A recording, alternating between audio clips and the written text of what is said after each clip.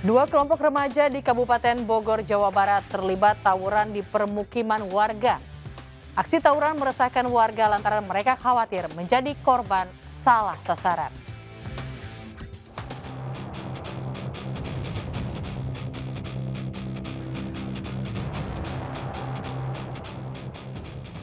Dua kelompok remaja memacu sepeda motor dalam kecepatan tinggi di Jalan Raya Batok, Kecamatan Tenjo, Kabupaten Bogor, Jawa Barat. Kemudian mereka saling serang di permukiman. Para pelaku juga membawa senjata tajam. Warga tak berani melerai lantaran khawatir menjadi korban salah sasaran. Diduga pemicu tawuran akibat saling ejek. Karena ada informasi giat tawuran yang dilakukan oleh anak-anak muda, maka kami dari Polsek Tenjo malam hari ini melaksanakan giat Sarkaptimas, terutama dikarenakan banyaknya aksi tawuran di antara anak remaja, maka kami malam ini melaksanakan giat ARYD.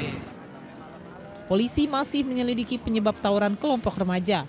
Sementara guna mencegah tawuran kembali berulang, polisi menggelar patroli di sekitar permukiman warga.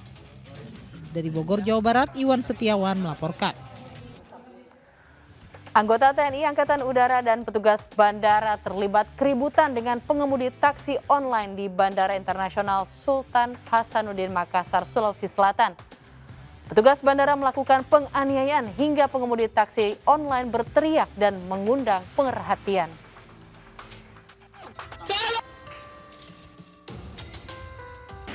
Tidak. Pak, kekerasan ini, Pak. Kekerasan apa? Kau yang kurang ajar. Saya tidak mau dihargai. Apa ini itu? Pak, rusak. Pak, tidak boleh gitu bersih. Dari kamera dashboard, pengemudi taksi online dengan anggota TNI AU dan petugas bandara terlibat keributan di area parkir Bandara Sultan Hasanuddin Makassar, Sulawesi Selatan. Sambil memegang ponsel, korban mencoba berdebat saat dimintai turun dari taksi online.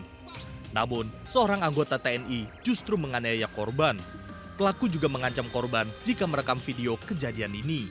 Pasca viral di media sosial, pihak Lanut Sultan Hasanuddin, TNI AU Kopsau II mempertemukan 3 prajurit TNI dan pengemudi taksi online. Prajurit TNI itu Peltu Udin Patoba, Serma Mustakin, dan Pratu Zakwan, petugas BKO dari TNI AU, sepakat berdamai dengan Agus Li, pengemudi taksi online.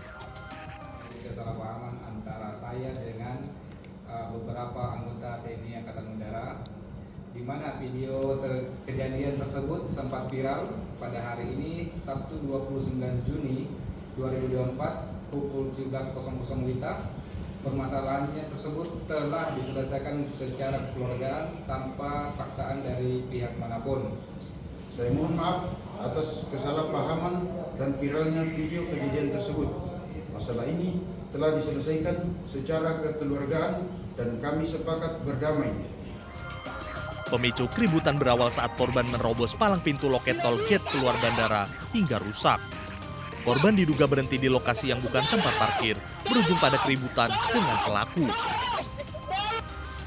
Dari Makassar, Sulawesi Selatan, Wahyu Ruslan, iNews melaporkan. Pelaku pembunuhan di Pandeglang, Banten ditangkap polisi saat melarikan diri. Pelaku kesal terhadap korban yang selalu menantang. Korban dibunuh di pintu gerbang rumah pelaku.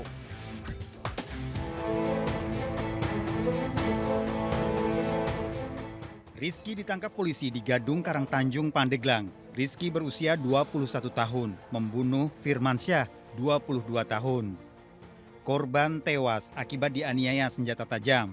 Sebelumnya korban hendak menyerang pelaku. Korban mengalami luka senjata tajam di bagian dada. Korban tewas di puskesmas. Si korban sudah tadinya ada masalah dengan saya, tapi si korban itu kayak menantang saya, ada di rumah depan saya, berteriak-teriak gitu sambil kayak bikin onar gitu. Terus? Ya saya niatnya mau tutup pintu ngasih kopi, saya kegelapan tiba-tiba nusuk korban. Korban pun melihat saya dengan mau melawan juga, terjadi. Itu pakai pisau? Siap, pisau. Itu pisaunya udah disediain atau memang dari Tidak disediakan. Dari dapur? Meja barengan dengan kopi ngasih ke teman, saya nutup gerbang dan ternyata si korban mau kayak ada perlawanan melotot dan saya pun spontan kegelapan. Korban selama ini sering membuat pelaku kesal. Selama ini korban mengetuk pintu warung hingga menggeber sepeda motor.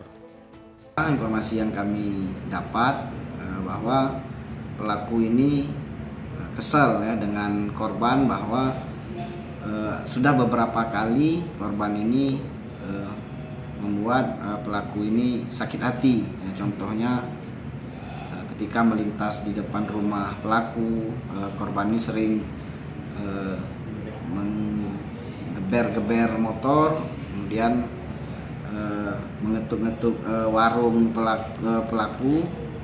Jadi mungkin karena kesal, dendam, pelaku sampai menghilangkan nyawa korban. Pelaku terancam hukuman maksimal 15 tahun penjara. Dari Pandeglang, Banten, Iskandar Nasution melaporkan. Otak pembunuhan terhadap karyawan koperasi di Palembang, Sumatera Selatan akhirnya ditangkap polisi. Pelaku merupakan salah satu pembunuh karyawan koperasi yang menagih hutang. Jasad korban ditemukan terkubur di belakang toko pakaian.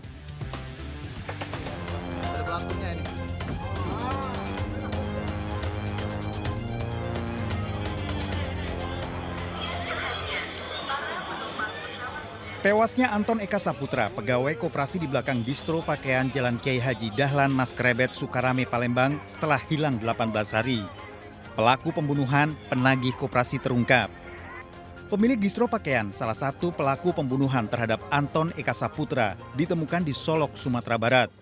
Dengan memakai baju hitam dan tangan terborgol, pelaku mengakui melakukan pembunuhan yang dilakukan. Di Pariaman, cewek. Berarti dia kadang nasi Sakinah tuh tinggal kakak. Kakak tuh. Sepupu. Beda lah. Yang darah di rumah itu belum tahu. Belum. Cuma kita pulang. Karter itu tidak tahu. Nggak tahu Pak, selama saya tinggal itu nggak pernah pakai kartu. Ada bisa panjang. Jadi yang cewek beli semen. Ya. Kamu suruh. Ya. Anton dibawa polisi ke Palembang untuk dilakukan pemeriksaan intensif mengenai latar pembunuhan yang dilakukan. Itu sehingga kita berhasil menangkap pelaku utama, otak pelaku pembunuhan berencana di wilayah Sumatera Barat. Dan itu yang bisa saya sampaikan saat ini, dan kami akan mendalami dulu. Setelah itu kami akan sampaikan kepada rekan-rekan saat rilis yang di Polrestabes Palembang. Warga Jalan Kiai Haji Dahlan Mas Krebet Raya Sukarame, Palembang dikejutkan dengan adanya penemuan mayat dicor dikubur di halaman belakang toko pakaian dan aksesoris. Kayak di bawah ini kayaknya. Bawah ini kayak.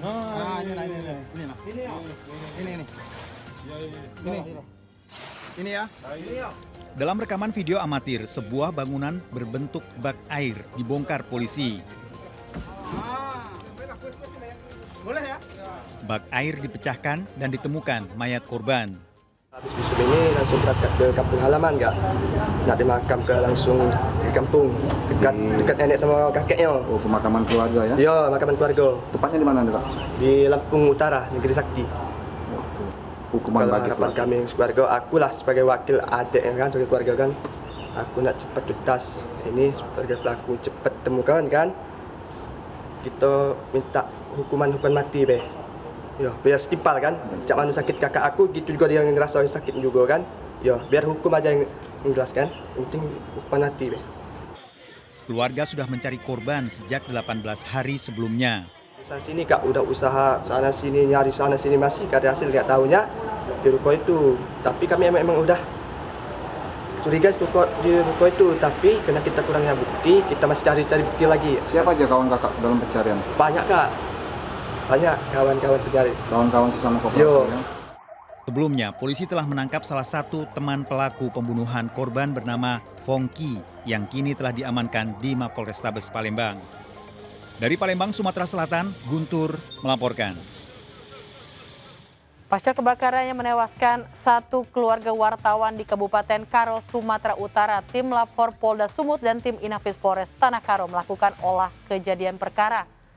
Tim Lapor Polda membawa sampel arang bekas dari rumah korban.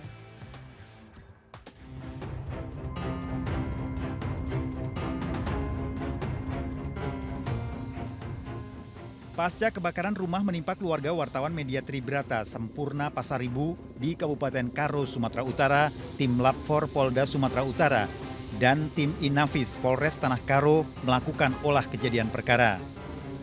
Petugas melakukan pengecekan dan pemeriksaan sejumlah saksi serta pengambilan sampel dari sisa-sisa kebakaran. Selanjutnya barang bukti ini akan dibawa ke laboratorium untuk pemeriksaan. Jadi dimulai dari mengotopsi korban karena itu sangat krusial ya, dalam suatu pidana kan harus ditentukan dulu, maksudnya orang ini mati karena apa gitu. Penyebab mati itu hanya bisa diperoleh kalau sudah dilakukan otopsi. Jadi semua korban itu sudah langsung dibawa ke Bayangkara untuk dilakukan otopsi untuk itu. Lalu kita pun tadi begitu mendapat kabar itu kita langsung koordinasi dan hadir di TKP. Jadi kita mulai dari sekitar jam 1:30 tadi kita sudah melakukan olah TKP. Sampai sejauh ini yang bisa kita sampaikan bahwa olah TKP ini untuk di TKP-nya sudah selesai, tetapi dalam pemeriksaan kita itu ada 2, pemeriksaan di TKP-nya sendiri dan pemeriksaan barang bukti yang dibawa di lab. Sebelum menjadi 1 dari 4 korban tewas, Sempurna Pasaribu, wartawan media Tribrata, gencar memberitakan soal judi dan narkoba di Kabupaten Karo. Menanggapi beredarnya berita rumah korban sengaja dibakar terkait berita judi dan narkoba, Sita Gurning, Kepala Biro Tribrata TV.com, meminta polisi mengusut tuntas kasus ini dan bisa diperkarakan sejelas-jelasnya kepada publik. Beberapa hari terakhir ini, beliau sering menyoroti itu masalah judi dan narkoba yang ada di Tanah Karo, dan bisa kita lihat juga dari postingan-postingan beliau tersebut di media sosial. Harapan kita kepada kepolisian, khususnya Polisian Resort Tanah Karo, agar segera mengusut tuntas masalah ini dan dibuka sejelas-jelasnya kepada publik. Apa dan kenapa ini, Bang? Apa dan kenapa agar terjadi simpang siur. Kebakaran rumah menewaskan Sempurna Pasaribu, istri, anak, dan cucu. Pemakaman keempat jenazah dilakukan setelah proses otopsi di RSUD Kabanjahe. Pemakaman diawali cucu korban, kemudian jenazah Sempurna Pasaribu, istri, dan anak. Hasil otopsi akan menjadi petunjuk polisi guna memastikan penyebab kematian korban. Dari Karo, Sumatera Utara, Eka Hertiansyah melaporkan.